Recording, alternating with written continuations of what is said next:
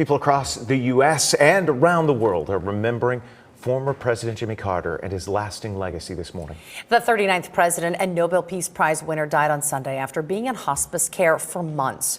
WESH 2's Dave McDaniel is looking back at President Carter's life, legacy, and connections right here in Central Florida.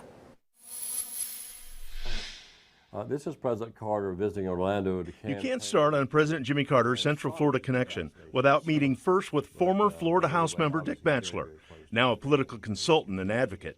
I had the pleasure of being the first Democratic legislator to endorse him when he announced in 1976. I spent time in the White House. I was at the inauguration. I visited the White House. I had a presidential appointment from him. When the former president threw his support behind and raised the profile of Habitat for Humanity, he earned a new title. President Carter's legacy will be in the fabric of Habitat for Humanity's DNA always. It was common to see President Carter swinging a hammer on many, many Habitat bills. Very much made it a common household name, something that everyone could look at and go, oh, well, if a former president is engaged, maybe I should look into it too. Even remaining positive when a stray bullet caused a minor injury to a volunteer at a Miami job site in 1991.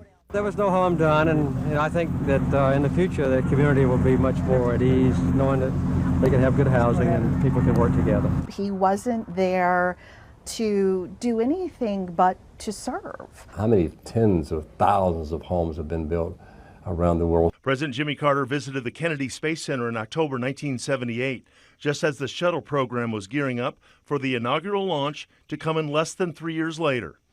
The same presidential visit took President Carter and his family to Walt Disney World for a meeting of the International Chamber of Commerce. In 1980, President Carter visited Lakeland as he worked to be reelected. Lakeland's mayor at the time there to greet him. Batchelor saying Carter was always focused. When he was talking to you, there was no one else in the room. He was very intentional about listening to you and responding to you. I think he will be remembered as one of the best former presidents that the United States ever had. Political analyst Aubrey Jewett says Carter went from one-term governor to president, promising relief from the scars of Watergate. Look, I'm not going to lie to you. I am going to be a straight shooter. I am going to try to do what I think is best for the country. Jewett points out Carter's presidency had its obstacles: high inflation, the impacts of the oil embargo, the hostage crisis in Iran.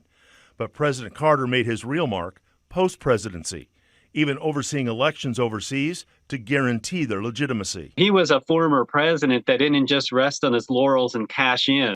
He is one strong, principled individual. He's left a big footprint on a lot of things, and his fingerprints on a lot of good things. But likely nothing longer lasting than affordable homes for thousands.